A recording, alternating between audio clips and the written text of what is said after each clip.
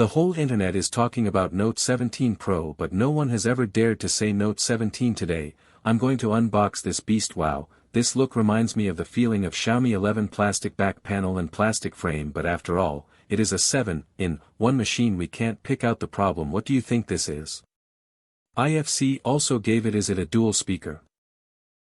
Let's listen. Single speaker is lost. This is relatively inferior to the previous generation, as the second half of 2026 it is neither a LCD screen nor a plastic frame. This is to give good reviews, but the 7-inch OLED screen of Redmi, this chin is really unfilial. The resolution of 1080 is 120Hz. High brush. It can also be seen under the sun. The screen quality is still okay in terms of performance. At this time, at this price, there is no doubt that the entry-level version of Snapdragon 402 compared with the third generation of Snapdragon 6, it's a step back. This processor is not a big problem for daily use, but don't think about how smooth the big game is. Gave a 50 million main camera in the image. This second lens is obviously to count. There is no problem with daily photography, but if you want to shake efficiently, sorry.